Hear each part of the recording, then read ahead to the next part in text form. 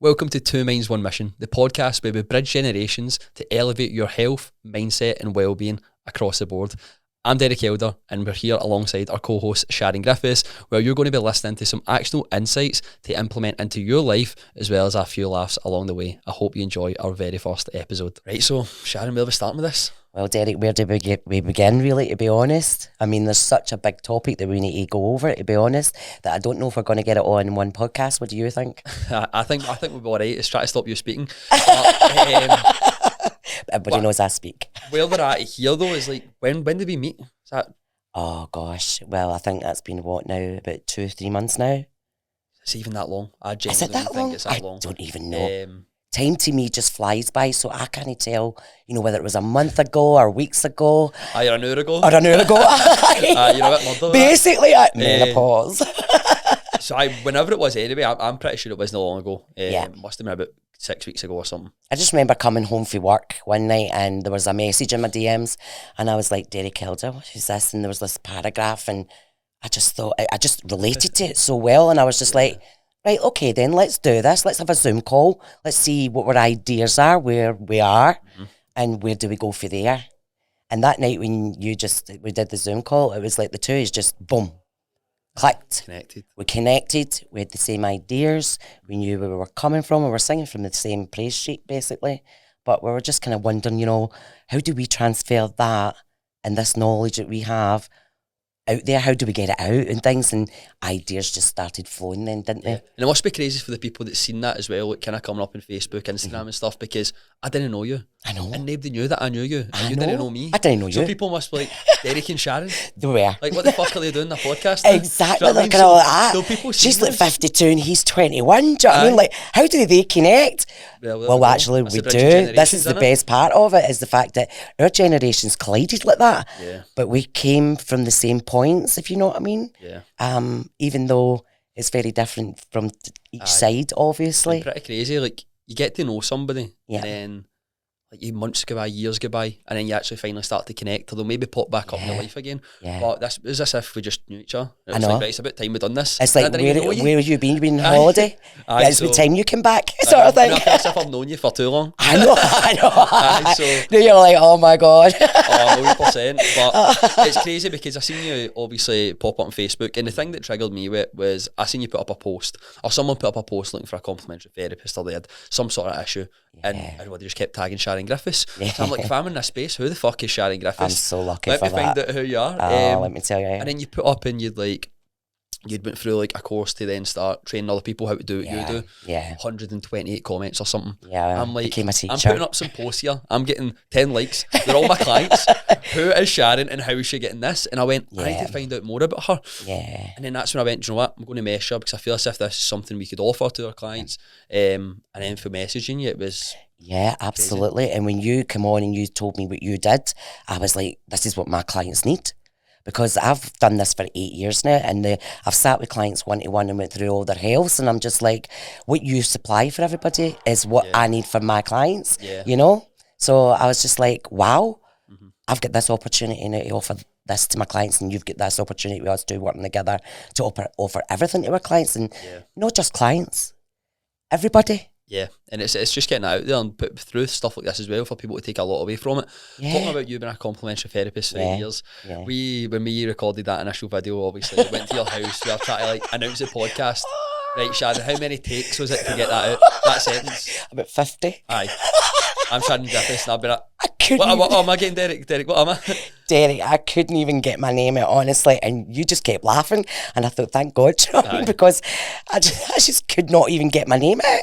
As soon as the camera was off, I was like rhyming it all off. I've got to say this and say that. But the minute you clicked that camera back on, I was just like, da, da, da, da, da, da. At one point, you're like that to me. Do you even know who you are? I was like, I don't know. But the nerves kicked in, and I know who I am now. That's good. Yeah. But that was funny, that, and the amount of takes we'd done, and then finally you got it. Yeah, I got it. Messed up the next bit. That's right, I got it. Sharon. And you actually made a mess of it, and I was like, oh no, I don't think I could say it again, and I couldn't. I actually get sick of hearing my name. It's hearing me say my own name. I know. It was funny though. Picked up that it was a spatula with a mic. I mean, Do you know, say every time I look at that, I start laughing because I'm like, he's sitting with my spatula from my kitchen with a wee bit on top, and it actually looked really good, I've got to admit. It actually looked pretty cool. It actually looked like an actual microphone. And I'm like, nobody has even mentioned anything about it. And I'm like, that's funny. That's it's really next funny. time you go to cook that spatula. Just a mic. I was thinking about Get the mic in the pot, man. Stirring your soup. Talking about mics, to be honest with you, about 2 years ago, I was in the Tudor. Shout out to the Tudor now. Not honestly, it's our local pub. I love it. It's a place where I always used to go. But I went there and I went to see a medium. And she said to me, she gave me the microphone. She came right up to me and she gave me the microphone. And she walked away and I thought, she's left her microphone. And she said to me, you're going to be holding a microphone one day. And I said to her right away, well, it'll not be for singing because I can't sing. He saved myself. Yeah. And I just thought, what does she mean? Well, obviously, you're not holding it. I'm not holding it, but it's there, isn't it? I've got a microphone in front of me. But do you know that when you hold your microphone? It was like my pal that was with me that night actually said to me, that woman actually said that you're going to be in front of a mic. Do you know what I mean? You're going to hold a microphone. So this is it. Aye. So 100%. Yeah. So, how did this start then with Sharon Griffiths, complementary therapy? Where were you? Where did it all start? We'll kind of speak a little bit about you. Yeah, I think what we need to do is a wee bit of background on me is like, I've got to open up about things. I wasn't always like this, My childhood wasn't like this, my marriage, things weren't like this to who I am now. But what happened then has now got me to now who I am. And it was clearly when I was younger. It's a wee bit emotional because I'm opening up for the first time and actually talking about this. In public as well. And in public as well, But yeah, it's in public, my mum left when I was 3. Unfortunately, what was going on in the home between the both parents, my mum had to go.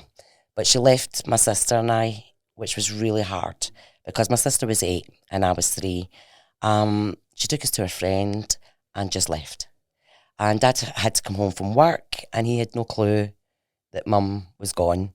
When the penny dropped, obviously, because he was picking us up from the friend's house, it was like chaos a wee bit, So we get taken to my grandmother's and God rest her soul, that was my mother.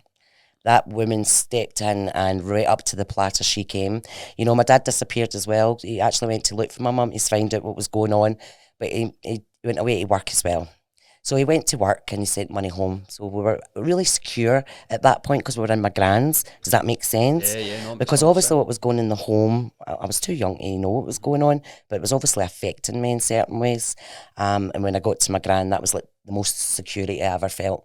And I think my sister agrees with that as well. That's the most security we've ever felt in our life entirely until we're partners now. So from there, it was like Dad came back. He took us back home to the house that, him and my mum lived in, which was Whitleyburn. The Towers, Ailsa Tower. So there we are back with Dad. Dad meets a new wife and he gets married and I get another 2 brothers. Right, love my brothers Jamie and Andy. Shout out to Jamie and Andy. Shout out to my bros. Not met them yet. Just started meeting you. Yeah, my sister Pamela. My sister Pamela. I always say something to her, and I've always wrote it in her cards. Here's to the child who taught me, because as a young child, because of what happened, us two kind of came together. And we were a force to be reckoned with because we stick together. We still are very much the same. It's very hard to come between me and my sister or, work us out sort of idea. But, went back to Whitleyburn, but life wasn't very good as such when we went back to Whitleyburn.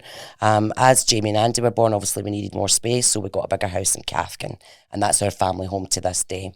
I suffered quite a lot of trauma as a child growing up. And I believed that it was normal, to be quite honest. I believed it was normal to get a slap. I believed it was normal to get dragged out of bed in the morning, out of your sleep. I believed that, certain things were just normal, Because in behind that door in their house, when we step out into the public, we weren't that family as such. And it wasn't my dad, I have to say, although my dad was an alcoholic, it wasn't my dad. But my dad had a sense of way that we were portraying ourselves, My dad had his own businesses, we had a family with money, so that sort of thing wasn't happening behind doors sort of idea. But it was quite traumatic for me as a child. So from there, growing up as a child, I couldn't wait to escape But also, like my dad, when I was so young, back in the 70s, to be quite honest with you, you kind of were told, like, you know, you've got to get married, you've got to have a baby, you know, and like my aunties used to say to me, how you know had a baby, how you know married and things like that. And I'd be like, I don't want to get married. I don't want a baby.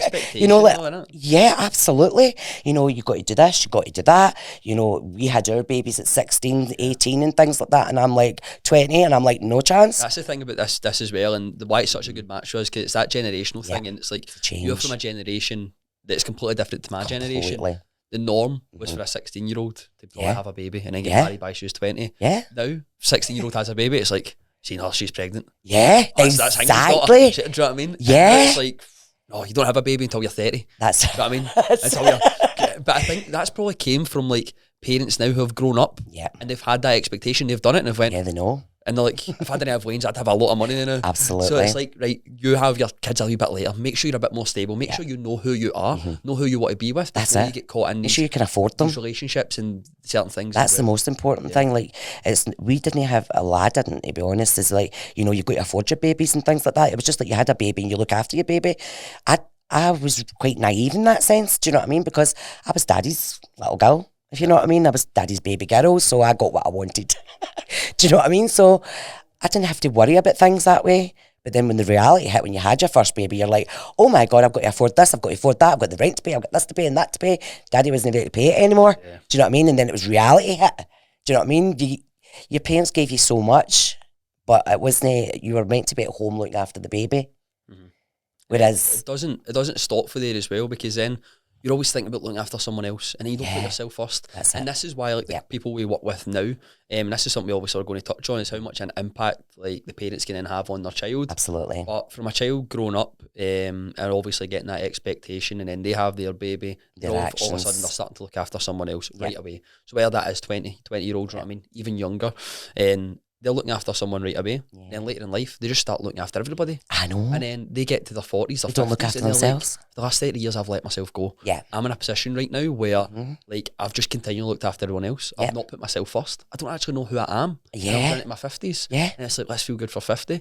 And it's like, in a way, yes, amazing. Like, I absolutely love that. But it's sad at the same time. And it's sad to see that they've got to a point where they've not put themselves first. Yeah, people call it midlife crisis, and I'm like, it's not a midlife crisis. It's just you coming to yourself and realising that you need to put yourself first. It's midlife realisation. That's a good one. Realisation. Complete realisation. Yeah, absolutely. They've just been blinded by society and stuff as well. And it's the beliefs. It's the belief system and cultures, like the cultural beliefs that we have for our parents and also for our peers round about us, and how we should act accordingly. Do you know what I mean? And how we should behave and how things should happen. And it takes really strong people to realise that, you know, no, actually, I don't want to follow that. Yeah. I want to actually do something else. As I grew up and things like that, I got married. I fell pregnant and my dad was kind of like, you need to get married, you're pregnant sort of idea. And I was like, well, I don't want to be getting married when I'm pregnant. Don't want my pictures to be like that. Do you know what I mean? So, you know, that was another reason. Pictures black and white back then still? No, that was TV, no pictures. But yeah, we did have black and white pictures. But yeah, the TV was black and white, but no, yeah, we did get colour eventually. Do you know we only had 4 channels back then? Can you imagine that? What was the 4 channels? 1, 2, 3 and 4. And Channel 4 came out of nowhere and blew everybody, you know, like, what's this? What's Channel 4? We only had 3 to start with. Standout programme for the 4 channels then? Is there any that you grew up watching? Oh, yeah. To listen to this back? Play School. Swap Shop. Oh, gosh, what other ones? 1, 2, 3. That was Dusty Bin. That was all the game shows, because my granny watched all them. Right. All the Bullseyes. All the game shows of the day. Yeah, I'm like a Tipping Point generation, where you went to the Grand Curry. Tipping Point was on at like 4:30. You know what I mean? You watched what your granny watched and what your parents watched. Tipping Point comes on. I don't think my gran watched Tipping Point. I think I was just on the telly. One of my favourites was Monkey. Right. Because like that was kind of a boys kind of programme, but me and my granny loved it, so we made it a point of we'd watch this. Yeah. Do you know what I mean? The girly kind of things were like Little House on the Prairie and all that. You probably don't even know what I'm talking about right now. I don't. Clueless. Do you know what I mean? Somebody out there will know. Oh dear. But aye, they were kind of programmes that we watched back then. Do you know what I mean? They're completely different to what you are watching now. Well, what's available now? Tipping Point, by the way. Well, there's Dancing Fruit. My grandkids, I mean, my wee grandson Oliver, he's 9 and he's like watching Dancing Fruit. And I'm like, you know, It's completely different from what we would have got. And he's like totally obsessed with this dancing fruit going about the telly, you know. Oh, but that's mental. yeah, I know. But if you're there, you know, we all grow up, have babies. But I kind of had trauma going through that next part of my life because I just thought that was normal. You know, what I'd left behind is what was normal going into. So, yeah, through childhood, growing up, through teenage years, going into a marriage, having 2 children, it was trauma. Do you know what I mean? It was just patterns I was following, to be honest. My dad was an alcoholic and things like that. We were never ever allowed to speak about my mum, so I was curious about things.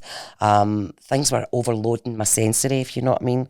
And then all of a sudden, you know, my marriage breaks up. Boom. I find out, you know, some things, and obviously we split. And that's when, you know, I'm like, I went down, and I mean down. I don't think, yeah, it was the lowest I've ever had in my life. And I'm finding it really difficult to just kind of even speak about it because I know it's to you guys. So I'm going to speak about it. Yeah. Around about 16 years ago, I was an alcoholic and a drug addict. And I'm not proud of that. But what I am proud of is the fact that I managed to flip it. But through that time of those 6 years, I can't get back. And the damage that I did in that 6 years, half of it I don't even remember, to be honest with you, Derek, because it's out my box, you know? I knew when I was drinking and taking drugs and things like that, I was blanking everything that was going on. And I just couldn't face it, you know, that way. Like, and I let my kids down at that point in time, you know, and I'm not proud of that at all. But, you know, if there's anything I could do, I would go back, and that's the only part of my life that I would change. Is that 6 years. No, see, that's a really good question, right? For my kids, yeah. Because of what they had to suffer through that time. Yeah. You now, or would they just always now, this average Sharon? Yeah. That they got, do you know what I mean? So, like, yeah.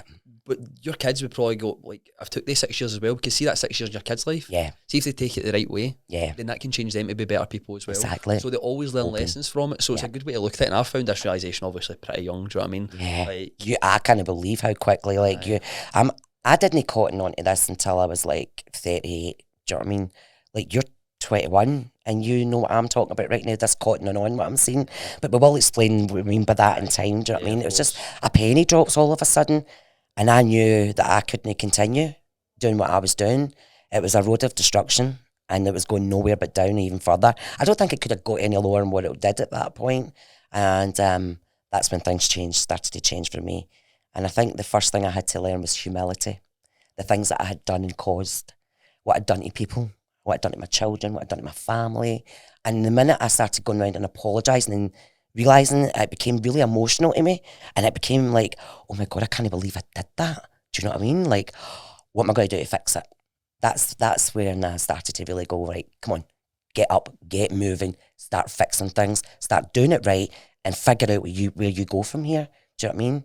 But it was a struggle. It wasn't easy. Yeah, it never is. The setbacks make you who you are as well. You need to go through them, and obviously we'll touch on like a bit of the past mom and stuff in that point in my life as well. Go back to obviously going through school and things like that. But for now, it's those setbacks that make you the person you are, and that it's so important to have them. But at the same time, as it's going on, you wish that wasn't the case. But it's not until you get the realisation, come out the other side. Hopefully, some people don't. Some people don't, and that's also sad. That's it.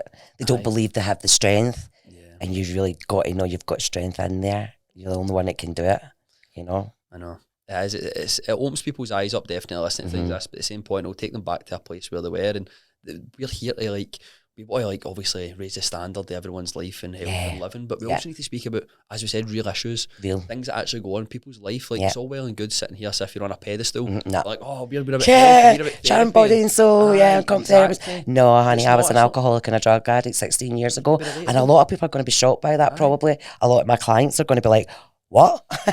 But yeah. Well, I think my Instagram was shocked when I put up that chip cheese and chasney Donna. Because you so love a bit of chip cheese and chasney. I was actually sitting about to hit post and I went, I think that's all right. And I went, absolutely. It's who you are. And I told the story by it to help people, because I was like, fair enough. I didn't plan my day well enough. I had a stressful day. I hit 8:30 at night. I was fucking starving. Asian That's it. Tandoori. Shout out to Asian Tandoori, by the way, right? Hey guys. That guy always says happy Best. birthday to me on Facebook. Yeah. It's so funny. But and they put But up like life's this not special perfect, offer. you know. You can't be perfect. I think everybody looks for this perfectness. There's no such thing. Just be who you are. There is days where you're going to have, like, you're knocked off and things like that, and there's going to be days where you're so focused that you're on the ball. Do you know what I mean? So yeah, you are who you are. Yeah, Hopefully for this you eat podcast, doner though, meat. they take the good side of it. Obviously, I know that yeah. there's chips, cheese and chasney doner out there. I'm going to go order that. Having it Pause tonight. the podcast, Asian Tandoori. Brilliant. But no, it was Yeah. it was good. Probably a Yeah. wee bit sickening near the end. Try to get that last bite in. I'm moving on then. Like obviously, Yeah. we're over the setbacks and stuff. What was the biggest point? Like obviously, you had that realization, but when did it start to shift? When did you start to go into the body and soul, the complementary therapist, that side of Sharon? Well, I got through the years of like fixing myself, to be quite honest. My wee aunt had cancer, breast cancer, bless her soul.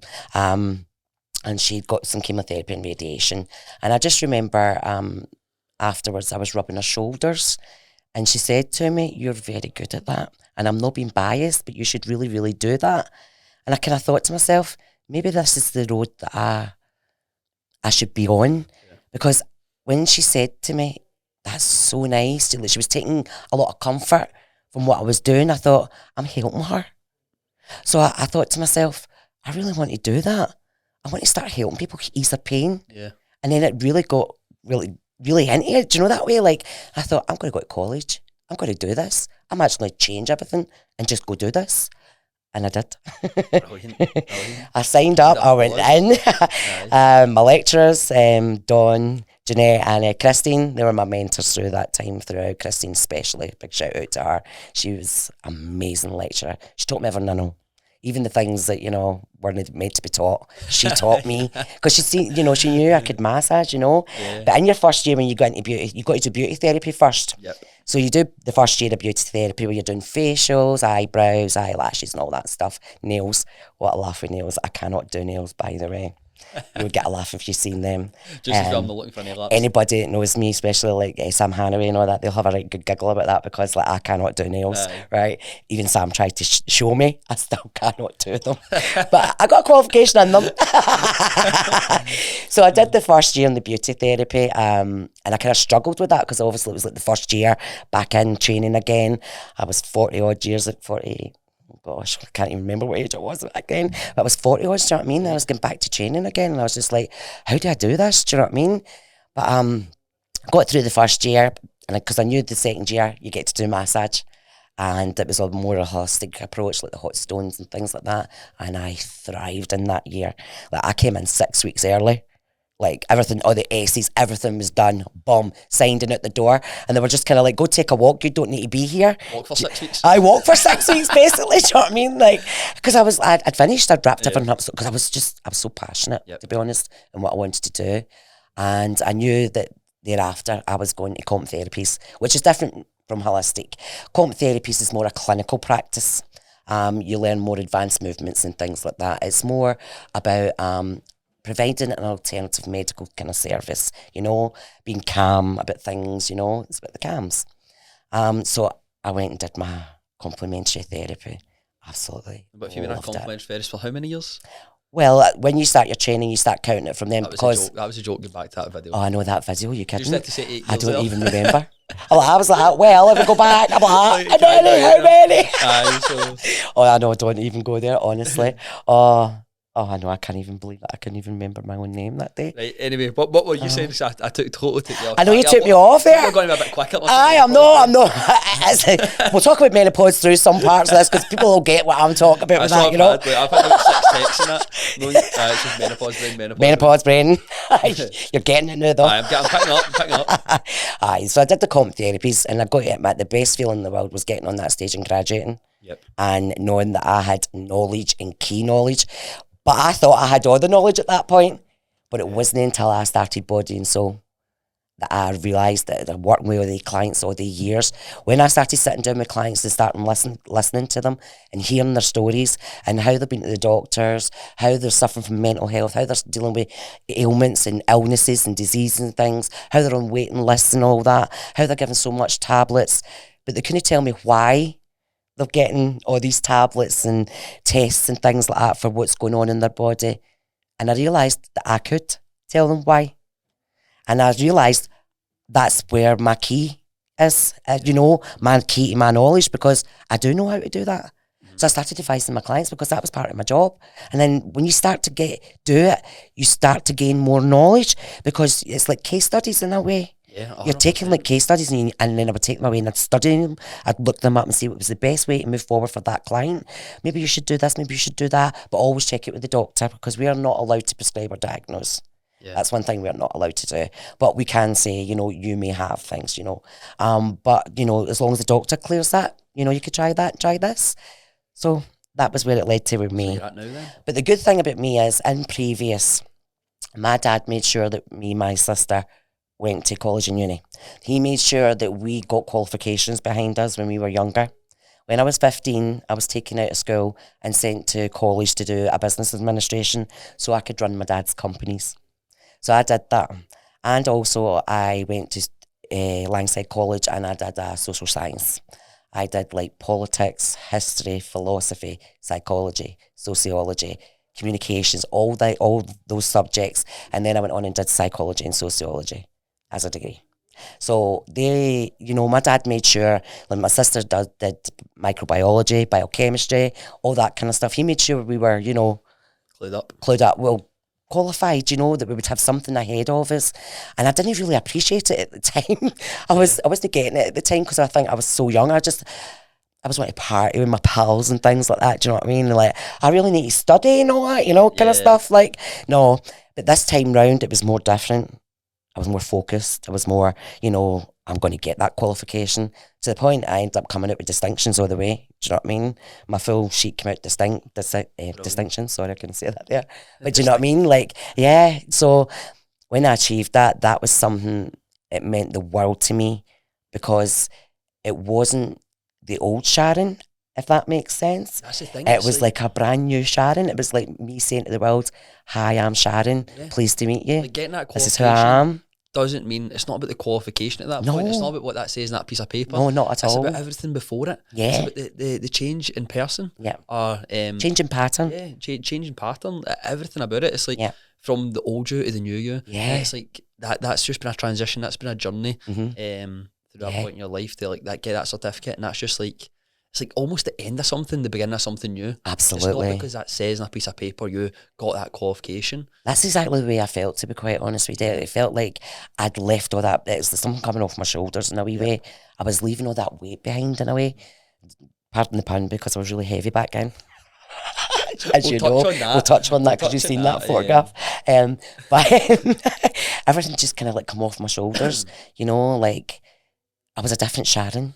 I was a different person. I'd gotten to know myself at that point, and I really began to like myself. That was the key to it. I actually stepped forward with being in love with myself. No meaning as in like, I'm in love with myself. Nothing like that. Not an ego way. No, not at all. As in a way, as in a child coming in as an adult and cuddling the child who needed a cuddle back then. Yep. And that's exactly what I've done. Yeah. So like, turning up for myself. What would you say to the old Sharon? You're going to be okay. Yeah. You're going to be okay. Stand up and fight and go forward your way. Do you think if someone said that to you back then, though, that would mean as much? Or how would you, it's like, so let's say back then when Sharon was at the lowest point, right? Yeah. Someone said, you're going to be okay. Yeah.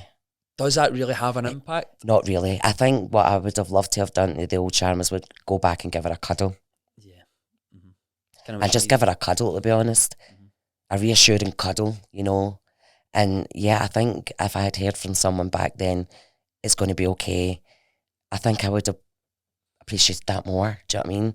Yeah. I think I was looking for answers. Obviously, with my mum leaving and we weren't allowed to speak about her and things like that, I had a lot of questions, obviously, growing up as a child. Like, where's my mum? Who is my mum? I turned up to high school and my cousin, I now know is my cousin, turned up and said to me, I'm your cousin. And I looked at her and I went, no, you're not. I'm like, that's not my cousin. My cousin's like Leslie, Yvonne, Leanne. I'm like, who are you? All of a sudden. And then, sure as face, she's my cousin. Right. Because she's from my mum's side. Yeah. But I never ever knew my mum's side. Amanda. Amanda Lynn. Yeah. Love it. Yeah. So, then I realised that Stephen Shields Mandolin, I had a brand new family. You went through a lot of your family names, so I bet you've there'll be somebody that pulls you up in this podcast. How did they all get mentioned? I did they? Oh, absolutely. I shout out to all my cousins and all my family before you mention it. Yeah. Like, why did you mention one auntie and not all the aunties? Gosh, I know. But yeah, because this is what significant points in my life, and Amanda was part of that because it opened up a conversation between me and my dad then. Because I went home and said to Dad, right, hold on, there's somebody in my class now saying to me, you know, they're my cousin, I don't know who they are. And he said to me, yeah, that's your cousin. So next minute, aunties and uncles were coming through the mum's side sort of thing and coming to visit my dad. And I was starting to meet all these aunties and uncles. First time I really met them was at my sister's wedding. And all of a sudden, all the Campbells turned up, you know? And I was like, oh, this is Uncle Billy, Auntie Nancy, and this is your cousin Billy, and your cousin Lorraine. I was like, well, when did Pamela get married? Now you're asking me every questions. I can't count when I'm on the spot. Right, menopause, right, here we go. I must have been about some like 16, 17. Aye. I think Pamela was like 21. Your fame was just doubled. You're like, I was like, oh, like, hi. Do you know what I mean? But you know, it made me question more though. Yeah. Where's my mum? So I had an auntie as well, Auntie Rena, and I knew that she would know where my mum was at that point in time. So I went to that auntie and she got us in contact with each other. And that was when mum stepped back in when I was 18. Yeah. Crazy how all that came off from somebody in your class. Yeah. You're my cousin. You're my cousin. And that led to your mum coming back. Yeah. Was it like, how did the cousin who was, let's say you were 12, right, the cousin at 12 said this to you, but then she introduced all your aunties and uncles? I know. Why did the aunties and uncles not just go, oh, by the way, that's my niece? I know, but I think because of the situation that was between my mum and dad. Right. Like the other side didn't step in. Like we couldn't mention. I wasn't allowed to say mum. Right, okay. You know? Like, she didn't exist. Do you know what I mean? So it was difficult to even, like, it was hard for my dad, I think, to bring that side even in at that point. But I think he knew he couldn't hold it back any longer. Yep. You know, there was too many questions and things like that, you know. 100%. So we're going to kind of where I'm at just now then. Yeah, it's like, what, because your generation's very different from my generation, you know. I mean, I grew up in the 70s and the 80s, do you know what I mean? And it was very different back then where we, you know, if your dad did that to go off the couch, you'd be like halfway up the stairs and you'd be like, oh, terrified. You wouldn't answer back and things like, you wouldn't answer an adult outside back because there was 2 feet in case you went back and tell your parents and you get done in with your parents. You know what I mean? It's crazy how that switch has been. I think that's so much changed. Worse now. I feel as if we still had a bit of that when I was younger. Do you know what I mean? Yeah. But that stuff like you actually cherish now, and it was normal. I know, and I like so that I was normal. brought up like that. By the way, not that I was. I wasn't beating with my dad. You're a bit cheeky, you chase up the stairs. Your heart's going. Do you know what I mean? You're trying to hide, like. And it's not that you were abused anyway. No, it wasn't. It was funny. Because when you're older and things like that, I mean, you laugh at your siblings. Remember when Dad used to do that and jump off the chair and you'd be like, whoa, flagging out the stairs. And he wouldn't even be chasing you. That's the best thing. There's like kids going through now and like, yeah. Especially when I've seen my wee sisters go through school. And then like there's certain kids now who like adults wouldn't even say something to the kid. I know. You know what I mean? Because they're too frightened to what the kid would actually go and tell their mum. There's just so much. And the outcoming things, like, kids have ended up cutting about with this like but about them. Bit swagger. Bit swagger. They shouldn't have. Can of coke in hand. Like, but like going through school for me, obviously the biggest part of my story and the whole can to can thing was bought the t-shirt, do you know what I mean? So obviously that was something I want to touch on here because people see this hashtag everywhere now, can to can, they're like, Derek, what does it mean? Well, it really means something. What do you do? Is this just taking someone from a place where they don't feel too good to make them feel a wee bit better? And it's not. And that's the thing, and I think that's how the shift from Derek Elder coaching to crew coaching, I think that's where that's came in as well. And you just knew, I think you kind of knew that you had to change it up a wee bit. You just knew you wanted to give it more. I'd outgrown Derek Elder coaching. That didn't mean anything to me anymore. Yeah. It didn't mean anything. And it was almost you're a bit to lose fulfillment in it. But it's crazy how it didn't feel you had to move on to something else. But yet before you had Derek coaching, you were aiming for Derek coaching. Do you know what I mean? Like you're like, I need to get that up, and you were working towards that, and then that wee shift changes, and you start realising there's so much more that you can do. 100%. And it was also the thing in my life, my story, my mum and stuff, that's always brought that in. But if we go way back here, because I think for a lot of people listening, we'll have different generations here, and I feel as if I've been touching a wee bits of it. There's somebody that can take everything. I've been there through most of them. Well, the 70s, the 80s, 90s, the 2000s, the 2010s, and 2020s. You've been there through it. Yeah. Like going through school for me, I think I was 14. And everything kind of started. We'll obviously skip a bit of it, right? Because you really do think differently. I mean, I've got to say, you really do. Like I was really good in school. Focused. But I was that sort of popularity group, right? Where you still had that wee bit of cheek and things like that. And that's something I'm probably not proud of now. I wish I had a bit less ego in school. But I think it gets where you are, and I had a big shift. And I made that shift because there's people who still continue in that path. But I think when I was like 14 in school, that's obviously when everything kicked off my mum. So I say kicked off. I know. Went mental For there, people that don't know, that's though, when things started to kind of change in my life, because throughout my full life, we'd always had mum, dad, we had our family, we had my wee sisters, my wee brother, right? So that 2.2 family, isn't it? Holidays, things that normal families would do. Yeah. We get everything in the world. Might have been a few Wonga loans, payday loans, catalogues in the mix, you know what I mean? remember those days for my kids. Everything, the new shoes, the jacket, the Christmas presents you wanted. They overcompensate parents, though, because I'm guilty of that. We overcompensated with you guys because we thought, well, we didn't get that, so we're going to make sure that you get it. Yeah. And I think that's where your mum and dad would have been coming for as well, making sure that you had everything that they probably didn't think that they got. That's exactly it. And so, we had a lot of stability. As much as there are obviously arguments, your mum and dad, a lot of it was stress over money as well. So, I don't know, they won't mind me saying or anything, but that's where a lot of like households right now, I think that's where a lot of arguments normal. And kids are growing up with that, because it's stress over money. And that's something that we spoke about as well. I want to like stop that in my family tracks, and for everything past me to be a whole lot different. That's it. It's like stop the generations from continuing and doing patterns that we've learned from previous before. Yeah. It's like stop it. Just how do we do that? Do you know what I mean? Wouldn't change it for me. No. And I'd keep the bits of that, and I'd take that into me, and I'd put it to my kids the same way. Yeah. Like, because I think it's so special, and I would never change it. Yeah. I've never wished to grow up any differently to what I grew up. Yeah. I had a really good childhood. Yeah. Got to, mum was 34 at the time, so I'm going through school. Yeah. Couldn't put an exact year I was in school, but I was going through exams at the time. My mum went to my little sister's dance competition in Paisley. So my little sister younger, they done dancing and stuff, and she had an asthma attack. Mum had always struggled with like asthma, COPD. And she was 34, so this is the first time I'm kind of telling this story publicly as well. So I don't really get emotional when I'm talking about it. Yeah. I think any time I ever spoke about it, it's like a few years ago, like in a kitchen or something somewhere. I mean, after a few drinks, right? So a different atmosphere. You're holding on to something like that. Totally sober, do you know what I mean? So my little sister's dance competition. She had an asthma attack, so she went to the hospital in Paisley. She just basically signed herself back out because she was like, I'm not missing them dancing or working back. Yeah. So she went back. She had another asthma attack. From there, she was then put in a coma. Took back to the hospital in Paisley.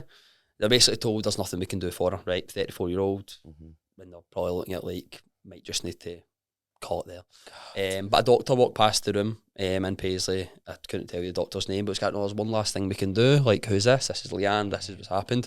Right, we can do ECMO therapy. There's only 2 places, but I don't know if there's maybe more now. Aberdeen and Leicester. Yeah. Aberdeen ECMO machine or whatever was happening up there, it was taking, so she had to be flown to Leicester. Flew to Leicester. She was in the coma at this time, and so I don't know, I can't mind how many days and stuff was spent down there. She was like she's in the coma, she finally woke up out the coma, she was like, can't feel my legs, she was like hallucinating and stuff as well. The doctor kind of said they gave her too much morphine. It was actually like, they should have done like a reflex hammer test, which they didn't. It was in the doctor's notes that like they couldn't find the hammer and stuff. Yeah. Right? Let's not get sued or anything here. Yeah, let's not get sued here, Derek. Like things happened down in Leicester. Obviously, like she was alive, which was good. Yeah, so they done like the lung dialysis, the ECMO therapy.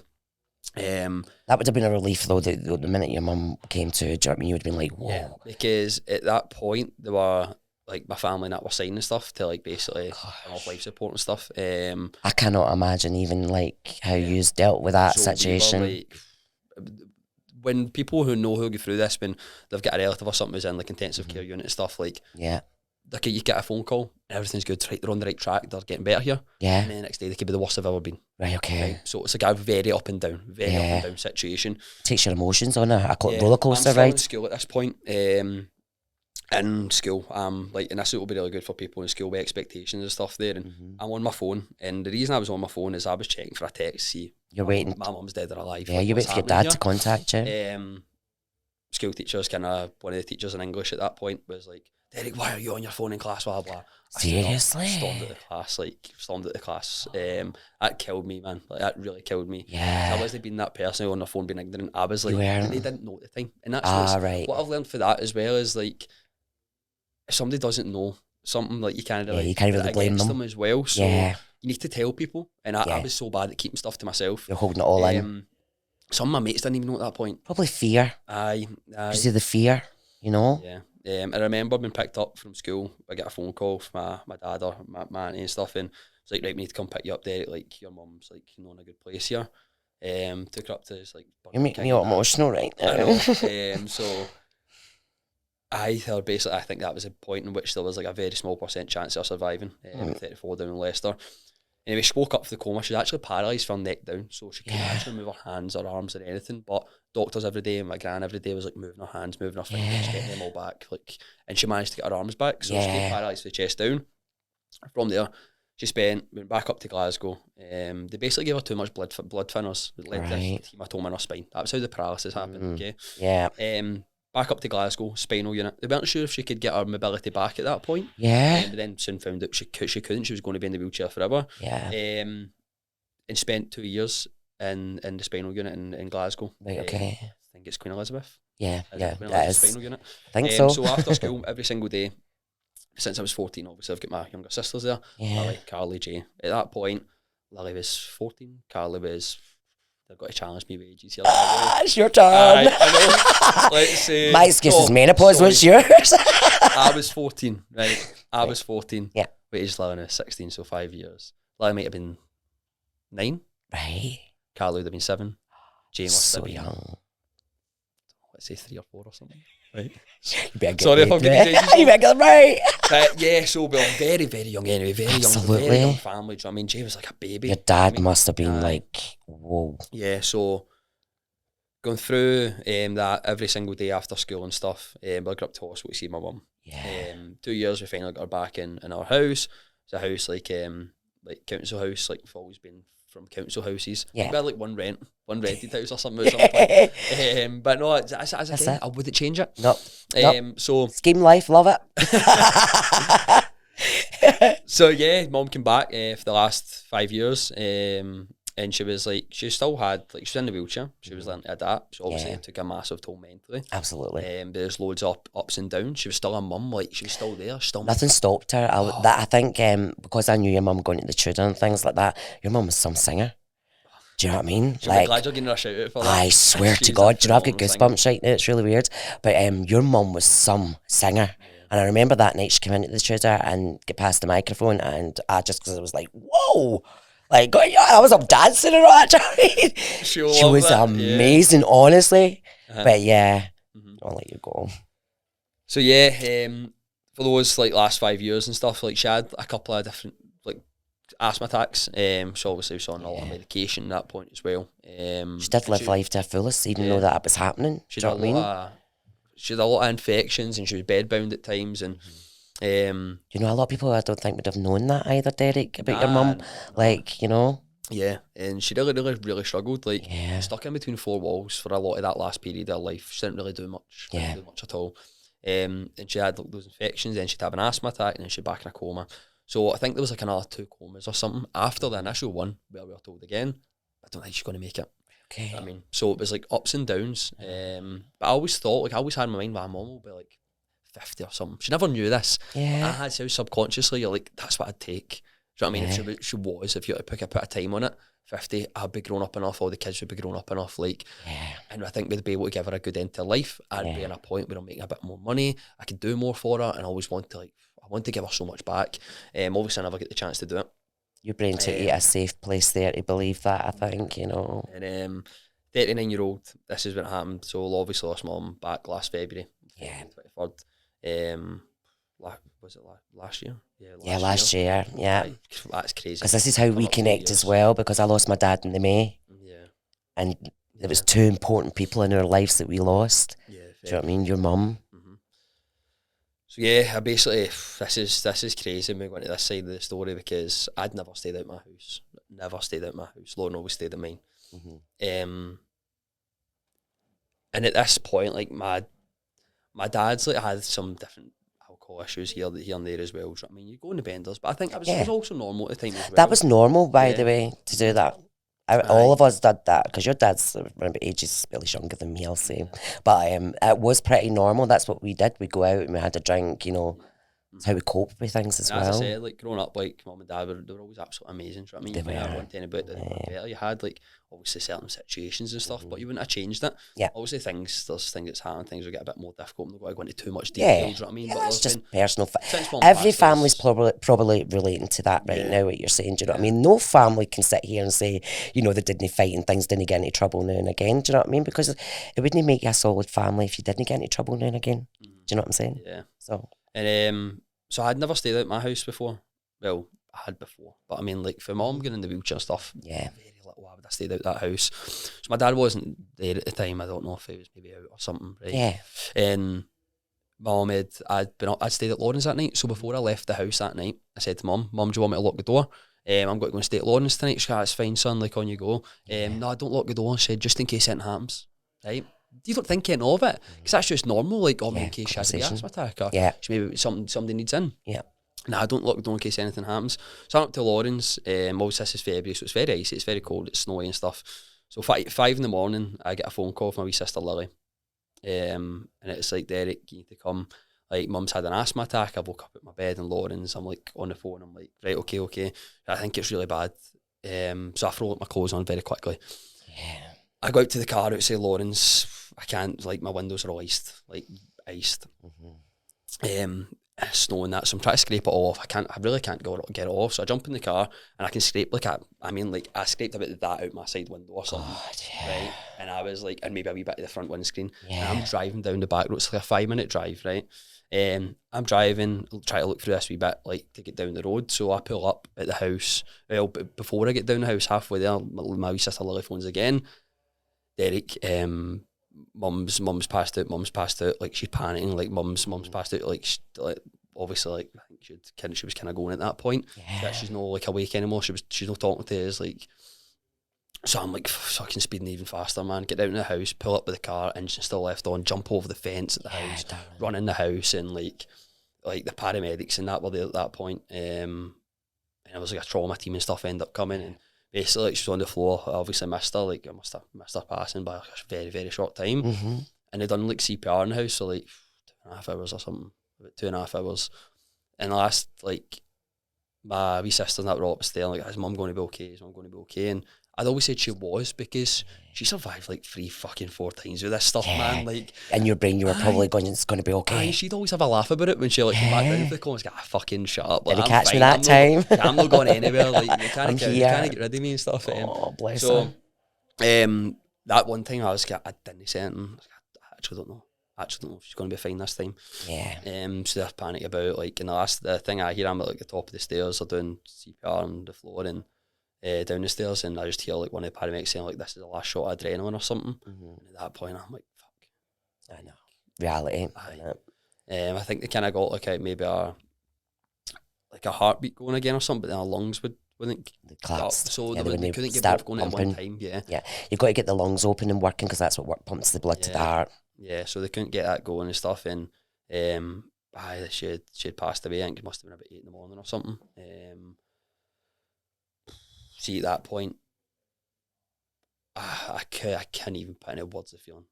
Mum's friends, like, also everyone's down my house, like, there's tears everywhere. My auntie's went and told my little brother Jay, and he's like, why did you tell me that I hate you and all that? Like, he's crying in tears, like, and it's horrible. It's emotional. It's fully charged. I felt as if I was on drugs, man. I didn't feel as if I was in the real world. As if you were in your own body. Didn't feel right. So I'm out. My mum's friends and that have come down to the house. Like, is she alright? Is she there? And I was like, no, she's gone. I'm in fucking tears. I'm in the floor. All my friends at the front gate. I'll never forget hearing it, and I was so shocked. Wow, this is, like, traumatic. It's like, she's gone. My mum was, like, my best friend. 100%. Like every time I woke up in the morning, like, I was going through college stuff, so I've always kind of been self-employed in that sense. Like I'd started like 2-3 businesses for like when I was like very young. Do you know what I mean? Like, entrepreneur. I had this entrepreneurial mindset, right? The businesses like a clothing brand and stuff, put in money. She was right behind you. Mom put someone in, helped me out with it. She believed in you. Like, I'd made like money back on it, and then like my protein or something. I was getting like probably not even allowed to do this, but I was getting like 70% discount code in my protein, right?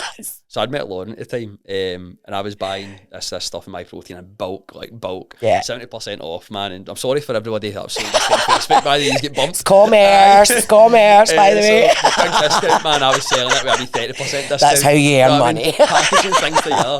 Fucking, there was supplements in there I don't agree with. Commerce, in it. You know what I mean? But I didn't know at that point. So I done that. I had a health innovation business or something. It was like buying resistance bands to China. Done daft stuff, right? But I think as we do that, though, we learn as we're going along. That's about the experience. We learn all that. So I'd always like, because I had that bit of time in the morning and stuff, I'd go down the stairs, I'd sit at the bottom of my mum's bed every morning, talk with her for hours and hours. I'd only like started being a coach for like not long at all. I think it was a few months or something. Yeah. A few months or something, maybe 6 months. Had like 2 or 3 clients or something. Yeah. And then I joined like the mentorship that I'm in now. It was Upgraded Coach, which is now the MRR agency. So shout out to these guys. Yeah. And yeah, I joined that. I was actually like, but I told my mum about it. Yeah. And the two of us were sitting working through all the stuff, and I was like, this is what we're going to do, like this is how well She's I can getting do. excited for you. The two of us are building stuff out, and I'm showing her, and dead excited about it. And me and mum had that same like mindset. Like as I said to you before, like I could say something, mum would finish the sentence. Yeah, it's like, me and Dad. We were so connected. I think that's how I was my dad's baby girl, because I had my dad's brain like that way. Like my brothers just say, you're his favourite and all that. And I'm like, no, I'm not his favourite. It's just the way that we are. Do you know what I mean? Yeah. So me and mum connected so well, and Awesome. she was generally my best friend. Like everything, I just wanted to give her so much back, but didn't get the chance. I know, darling. My wee sisters and that, and my wee brother. Just now, it's. But you know, as a mother speaking, I would say to you, like, your mum wouldn't want anything back. She just wants to see you. She would just want to see everything that you're doing. No, it's just the way you feel, I think, because you know you just want to give her it. You wanted to do that. Do you know what I mean? But you know what you're doing, you are giving her it. If you know what I mean. We spoke about moving abroad now together. I think it was maybe another couple of weeks before she passed. Like, we'll get to this point and then we'll go and do this. And like, it's just things you say, but it's exciting. It's exciting. I seen like a spark in her eyes, and I seen that excitement come from her. That's because the way she's looking at you and how happy you are and how happy you're making her because of what you were doing. Do you know what I mean? You were on the right path, if you know what I mean. So it's not she's 39. Do you know what I mean? We're very young. I was 19. And I'm now 21. That's only been a couple And of it years. frightened me, to be honest, because I've got asthma. Yeah. And I remember the inhalers that I was getting at the time was the Salamol inhalers, and I couldn't breathe with them. And to be honest, when I phoned my doctor, it was your mum that I was like, I know someone who's just passed from asthma. It frightened me so much. I was like, I can't take the inhalers that you're giving me. I need the ones that you were giving me before. And then I realised, I found out, obviously the ones that I was getting were too expensive. So they gave me the cheaper version. Yeah. So when I went on to fight with them about it, I ended up getting the more expensive one. But we'll talk about that in another time in the podcast, because that's all coming as well. So losing, I was just... Yeah. It's just... I feel as if I'd lost every bit of myself as well. Yeah. And that's where the can-to-can, like, that's been a big, long-winded story to get to this hashtag. I know this, you know what I mean? The can-to-can, but there's a reason that it's a story, is because we are now doing a skydive in February for asthma and COPD. Yep. So when you first asked me to do this skydive, I was like, no thanks, I'll hold your jacket. I can't do that. It was, wasn't it? Right, I can't do that. Yep. And then you said to me, well, why can't you? Mm-hmm. And I started to rhyme off, well, I've got vertigo, I'm not well that day, I like cake, all these excuses, there was just all these silly excuses coming out. Yeah. And I thought, do you know what, right, okay, I'm terrified of heights. I suffer from vertigo. What's the worst that can happen? I know. Right? I know. I really started and thought about it. I thought, what's the worst that can actually happen? Because I've got a guy strapped to me. So, I mean, he's the one that's in charge, you know what I mean? All I need to do is kind of throw myself off the plane. And at that point, I don't think you throw yourself. They throw you. They kind of throw you, do you know what I mean? So, I'm like, if I pass it, I pass it. Yep. You know? Yeah. So that's when I thought, I can do this. And the whole... It just changed from can't to can. That's it. By thinking about it. And this is where it came for me, like starting with that, because At that point, when I lost mum in my life, Yeah. I was like, I can't go on. I didn't want to be here, Sharon. I genuinely didn't want to. I couldn't, but I had to because I had my siblings and that there. Do you know what I mean? I had to be that person for them. You felt responsible. I felt responsible, 100%. For them. Didn't want to cry in front of them and all. You had to just be strong. Do you know what I mean? I know, that one. Because you're the older one. That's. But I did cry. I fucking couldn't hold that in. So I was like, I'd lost all purpose in my life. Because my purpose was for my mum. To get us a better house, to get to go do better things, to do this, do this. But I could rhyme 100 things off. Yeah. That's when I signed up with the coach at that point. That was, they asked you why you want to do this, and why you want to get to this point in your life, or why you want to make this financial goal and stuff. And I still have the piece of paper where it's all about mum. That's why I want to do it. Give my family a better life. Frame. And that's where the can to can comes, because I lost that purpose, lost that sense of myself, didn't want to be here. And I turned it around because I was like showing up, and I was still showing up to like with clients and stuff in ways, and I'm like, obviously I took a couple of weeks away, but I was back in, and I was just going for it and just doing things, and I built a lot of resilience here. Yeah. I found a new purpose. It was the same as me. I went back to work like straight after Dad passed. Like I was doing it in between the funeral and things, and I thought if I don't work, then I'm going to just be sitting here thinking about it. I've got to get out and work, and I've got to keep moving forward. Do you know what I mean? And that was the whole can to can. I went, how have I showed up here? And I asked myself the question. I've took myself from can to can. The thing is with this, Sharon, what we're speaking about with the skydive, right? Yeah. The reason I wanted to do skydive, I'm shit for the heights, right? See, when your mum passed away or somebody passed away, you're not setting yourself up for it to happen. Right. So for me, it's kind of like a bit hypocritical, because someone who's going for can't have lost belief in themselves, they want to lose weight, they want to change something in their life that's really long. They've had setbacks to overcome it, right? Yeah. This is stuff that they're setting themselves up, right? This is what I'm going to go and do to get to this point. I know I'm going to have to go through. I know what I need to do. Yeah. When something like that happens, like with someone passing away, you don't set yourself up for it. You don't know what's going to happen. So you just learn to live by it. Yeah. Right? That's true. So this is can thing happened for me because it just happened, and I just was thrown in the situation. I just had to do it. Yeah, you've got to keep going. You've got to keep moving. The thing that I want to do with the skydive now is that is my biggest fear. My hands sweat, man. My knees shake. Me and Lauren went to the Titanic Museum in Belfast a couple of weeks ago, right?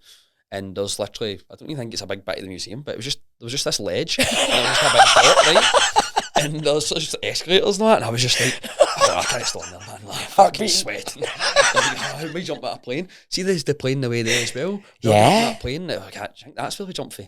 Oh no! I was looking out, and I'm like, what the fuck possessed I'm going to me? try no fly before then. Oh, no, so I'm actually dead calm about it, to be honest. That's why I want to do the skydive, because I want to pick something that I know I've always said I can't do. Yeah, that's it. I fucking will do that. I'm going to do that. Well, you changed my mind on that. It to a different absolute different level, to be honest. Like, people I'm meeting, they're like, you're doing a skydive, and I'm like, yeah. They're like, you nervous? And I'm like, no, really, actually. Like, what the worst could happen? Pass out. At least I enjoyed it. I done it. This is it. I done it. Terrified of heights. Terrified. Happened when I was pregnant with my youngest one. I went up onto the cliffs, and all of a sudden I was like this. Couldn't get near the edge and things. I was like, what's going on? Like, what's happening? Vomiting and things like that. I suffered a wee bit of vertigo and things. So then that's when I realised I'm terrified of heights. Even the thought of a height makes my stomach come up into my throat. Do you know what I mean? And I'm just like, I'm doing this. I'm just going to go and do this, because I've done the bungee ball twice. I never thought in my life I would have ever done that. And I also did paragliding back in March there with my sister. So I never thought I would do that either. And I've done it. I always wanted to do that, man. Parasailing, paragliding. I'm like, so good. And then I went, but we've got to jump up. It's the parasailing we did. Is that the right name for it? Where you're on the back of the boat, yeah, and we went right up. Paragliding's we run off a cliff. No, I couldn't do that. No, you're on your own with that. I will hold your jacket and that one. There was a guy for the gym I was speaking to, right? I think he was in Turkey. And he was doing paragliding, but I think he's got 110 kilos, 105 kilo, right? He's in shape, the guy. Yeah. Right? It's not as if he's old. Yeah, I think you need to be do that one. He's a heavy guy. Yeah. Guy. And he went to Turkey, wanted to go and do paragliding, so he went up to the cliff and that do the paragliding. The wee guys that do it are like 40, 50 kilos, you know what I mean? The wee guys, a wee bit of muscle on them that do the paragliding. So you obviously go at their back, they run off the cliff. So he's went up to do it, and he's went, what weight are you? And I think the maximum was maybe like 100 kilo. And he was like, I'm 110. He went, fuck it, come. Oh. Right, so the wee Turkey guy was like, he went, what do you mean, mate? It's like, the that's the maximum weight. He says, yes, but what we'll do is you go at the front, I go at the back. And he went, what do you mean? I've never done it before. And he went, Yeah, just you run You off learn. the cliff. I'll show you when you're up there. I just So says this that, yes. guy, obviously they run off the cliff. They do it for you. You're in the back there, and he's like, "No, what I need you to do is I'll go on your back. You run off the and you're cliff. running me off the cliff." So the guy ends up doing it. He was like, "I can't believe he did it." So something I would do. he To be honest, I'm like, drop my run back. off the cliff, and then the guy also controls it from the back. Oh, that's Oh, insane. that is absolutely brilliant. So that was good, but I just taking it to a new level with the can't. The thing that we do now, that's the shift for Derek Elder coaching to crew coaching. There's a story behind it. Yeah. People ask, what does it mean to you? That is what it means to me now. And we take people who lack belief and purpose in their life from can't to can. And they have certain patterns in life as well that they believe that it's a normal way, it's set in their life. And it's how do you change those patterns? How do we get you to think different about things and, think about yourself? Start asking questions about yourself. Asking, why have I got this? Why have I got that? That's where I come from. Do you know what I mean? Like, with all my clients, I kind of say to them, start asking questions. Ask as many questions as you can. Why have I got that? Why is that causing that? Why am I taking that? Why is that happening? Why am I still, not getting any better sort of thing?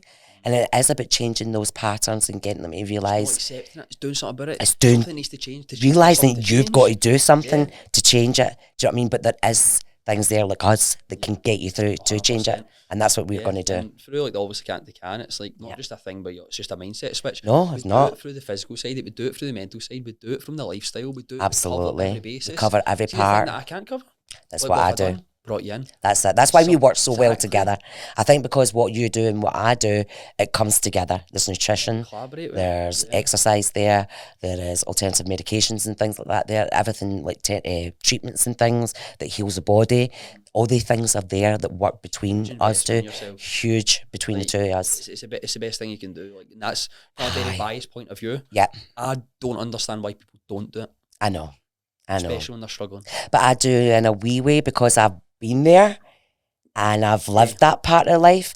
But I also have a tolerance where I say, right, enough's enough, because I know that people can do it because I did it. Yeah. And that's something my dad taught me. Is the fact that, remember going back, like I said to you, my dad was an alcoholic for a certain length of time and then he just stopped. He just stopped. I mean, my dad smoked like 80 cigarettes a day as well at one point. Just stopped. He's like, I'm not doing this anymore. And I think that's what he taught me as well. And when I was coming out my phase of being, an alcoholic and taking drugs and things like that, I just stopped, dead, boom, no more. That's it, done. And I learned that from him. And I don't believe that my dad learned that from anybody like before him, like his parents or anything like that. I think my dad was changed that, if you know what I mean. Like, it changed for him and his generation. Something inside you as well. It's something inside him. Penny just drops, as you said. Yeah. Penny drops. Something needs to change. Yeah. And if you've got the right guidance like us, do you know what I mean? Like, to take you through and say, right, this is, what is it you want to change, and show them. Yeah, the thing that people don't have right now is they know something needs to change, but they don't know how to change it. Yeah. They don't. There's so much information out there, and there's no clarity, there's no direction. It's like, they don't know who to ask. This is where I want to get to, but where do I start? Yeah. Where do I start here? They think the doctors have got the answers, and doctors don't have the answers. Yeah. Unfortunately, in this day and age, our NHS is underfunded and it's skint. So we don't have the doctors that we should have. And doctors are amazing. I mean, doctors saves lives and things like that, but they don't have the money there to put into the society that we're needing to be put in. They now don't do the right things. They don't know don't do what they know is right. Yeah. It's cheaper. But they can't, because they don't. What could be more efficient? Do you know something that frustrates doctors? So when you ask them, because they want to, they just don't have the ability to do it. Yeah. And unfortunately, that's down to the money of the government, what they give them and things like that, and what's been put into them and funding and things. But I mean, people are on waiting lists for like 6 years.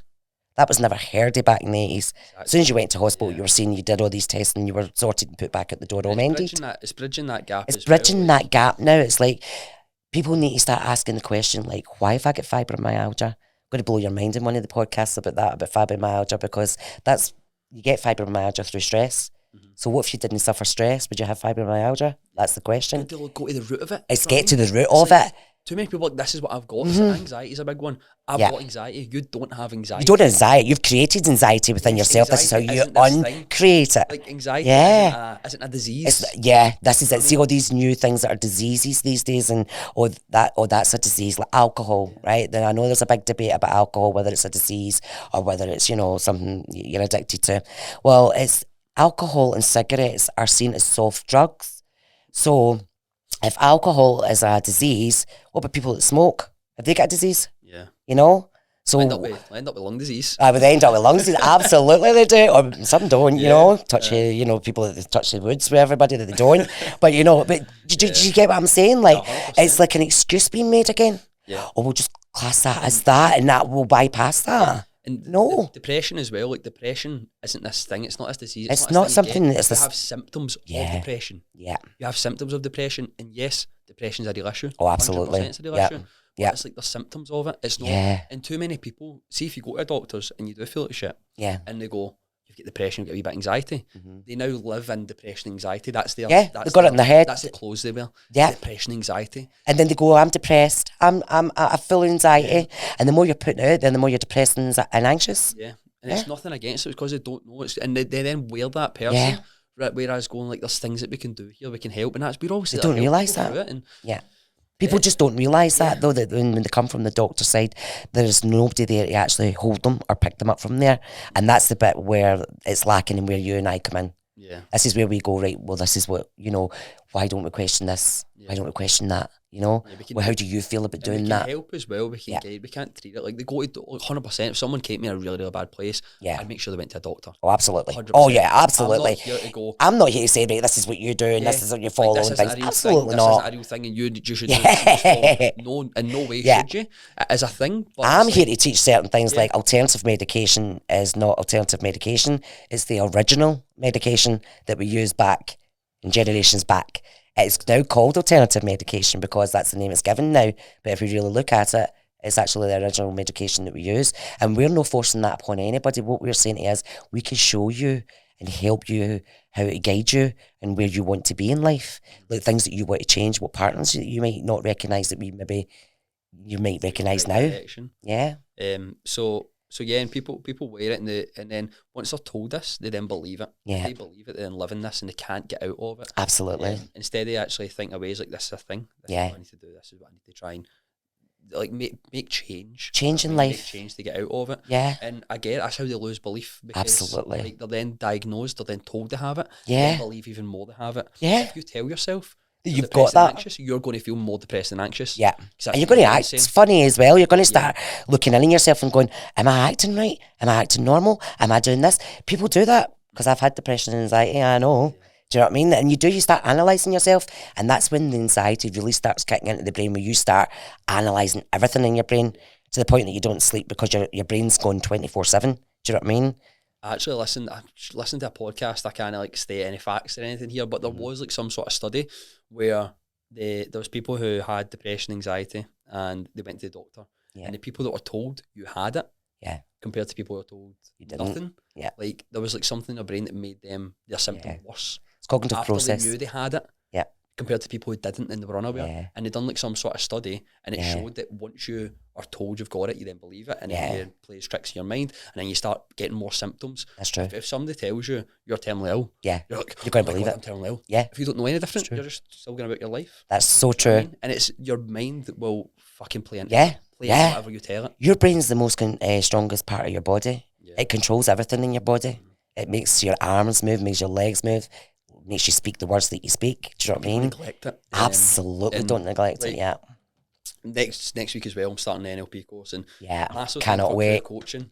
Yeah, obviously for body and soul as well. Body and soul. They're on your right in there with them. Like with Derek Elder coaching, it was that get people into the gym, teach them how to lose a wee bit, show them how to lift weights. Yeah, and it went through there. It's been massive mental shift for me. Yeah, and I'm like, no, I want to teach people more about that. Yeah. I want to change their thoughts and behaviours. Processes. Through like language and like just honestly. So NLP, obviously pretty new to it. I'm going to go and do the course. I'm going to. I've been like pretty obsessed with it for a period of time. Like certain speakers I've went to events, listened to them on stage. Yeah. And I've read more about them. Like, look at that. That's NLP. And I do that. I quite like. I quite like it. I do like it. So I can't listen wait to to a introduce lot. it. When I first started to listen to motivational speaking and things like that, Dr. Joe Dispenza, there's another one, the Shaolin monk, he's amazing. I'll try and get his name right, Shen Yen He. He's absolutely awesome. If everybody wants to listen to him, honestly, makes you think about yourself and taking control of your actions and things like that. How people are not to blame for your actions. Oh, he made me angry. Well, actually, he didn't make me angry. You allowed that person to make you angry. Yeah. You made yourself angry because you allowed that to happen. That'll blow your mind. Who knows? This podcast grows. People support us. That's Actually, it. you could get people like that on the podcast. I would They've took love that for fucking Shin time. Young He to be here. That's what Absolutely. could happen. Milligan Brothers, you know how to do that and bring them forward. But these people really actually changed my life. Do you know what I mean? Like, especially Dr. Joe Dispenza. I follow him. I listen to him every morning. You know, there's Eddie Pinero as well. He's got a voice that you just want to listen to be quite honest. And the things that he talks about, you know, it just makes you think a different way. And I think that's what I've learned through the years, and obviously with stress management that I've learned, things like that through the job that I do. It is about changing people's minds and changing their patterns, getting them to stop and think, let's do this, let's change that. Let's go your way. 100%. It's like giving people the belief that they can. They like, can do can it. do it. You can do this. So many people get stuck and they just think, that's me now. You know what I mean? And they get to that low point. First word is, I can't do that. Just like me in the skydive. I can't do that. I'll hold your jacket. No. There we go. Like, we'll get... Yeah, I'm flying at this door. It's so good now, though. Like, it's funny. Like, see, the word can't, it's almost as if it's like, see how when a kid swears and like they go, oh my god, I'm going to say this word, and it's like, and well, mum and dad know that. Yeah. See our clients now, even if they're 30, 40, 50, and they say the word can't, look, oh my god, I just said that in front of you. You know what I mean? They're not allowed to say that word anymore. So it's pure banned. But it is a protection word that humans use. Yeah. And it is like we all wear this armour in front of ourselves about how we go outside and we meet people, and the first time people will say to us, oh, how are you? First thing out our mouth is, oh, we're great. Yeah. But in beside that armour and behind that armour, we're not great. There's things going on, you know. And that's the thing as well. You put that front on and you almost you hide that. It's like putting plastering over the cracks. In it. Absolutely. Until but the big crack comes in, then all of a sudden you're like, oh god. Yeah. So no, it's funny. Like, it's just like a lot of situations when like our clients will say something and they now just change it to no, I can't do it. I can do that. And that's just because you've drilled this into them, honestly. Like, they're not allowed. Into them, but now they tell themselves that, they then believe it, then take action on it, and it just changes the paradigm. It's a paradigm shift. A paradigm shift. Actually, shout out to I love that word. Paradigm. Chris Bradley. That was from Pattern shift. The event, the MRR event that I went to last Friday. About paradigms, and it was phenomenal. Yeah. It was phenomenal. So I'm well adopting that now. Brilliant. But I love how your mind's changed though. Like from the coaching and all this now that you're getting right into it all. Aye, absolutely. Yeah, aye. Phenomenal. So, is there anything else you kind of want to touch on here? I think well, the first one, not too much right now, but we are bringing a lot of stuff. We are going to bring like touch on the things like fibromyalgia and things like that, all the kind of ailments, and maybe if you weren't so stressed, would you actually suffer from fibromyalgia? You know, like questions like that. Also, the questions we're wanting back for everybody. Fibromyalgia, by the way. Yeah, because it's something that really gets me. The fact that stress causes it. Yeah. And it's quite a painful,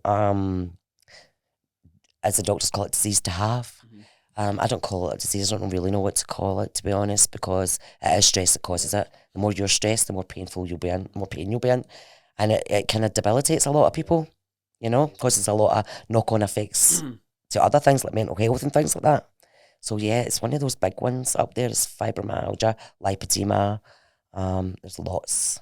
There'll be plenty of time for you to speak about it all and educate people on it through the podcast. But we've kind of went into obviously us meeting each other, we've been through parts of our story, where we're at now, but we've not actually said what this podcast is going to bring people. Well, we're on a mission. There we go. We're on a mission, and our mission is bringing everyone together and giving them knowledge. Yeah. Giving them, maybe platforms to where they can start. Yeah. It's like raising the standard of health, living, mindset across the full of the UK. And that is what our mission is, because obviously, even just from a local area, we can obviously expand out with that across the world, right? But even just knowing locally from what we've been brought up in, so many people are stuck in a rut just now. Yeah. An absolute rut. Looking round about us. And this is good to bring something like this to also give people that knowledge, but also give them somebody to listen to. Just in their ear, have a good laugh. Yeah. And I just learn a lot through it. So I think it's been an amazing first episode. Absolutely. I've loved every minute of it. It's been great. And I didn't forget my name. But I think I'm Sean Griffiths. I think we're going to be giving Dale a shout and just putting in straight after this. Absolutely. I think we're going to be fine. We'll be good and absolutely. Keep it very, very regular. So there'll be loads coming. Obviously, we'll get we've got so much in the so much coming. But exciting times. It's definitely exciting, and yeah, for everyone, generations colliding. Sorry. yeah, but to finish this up here, sorry, babe. Yeah, so for anyone listening to this podcast, if you have enjoyed the first episode, just another wee reminder to make sure that you give us a 5-star rating. This will allow us to grow the podcast even further, invite guests on to give you even more knowledge, even more laughs, and yeah, just ultimately raise your standard across your life. Make sure you're subscribing, and until next time, it was an absolute pleasure. From myself, I'm Derek Elder. I'm Sharon Griffiths. Jump in there again. That's all right. I say DHD. Co-host Sharon Griffiths. If she'd like to finish, I told you she can be pretty brittle for speaking. But yes, we'll speak to you next time. See you later. See you later, guys.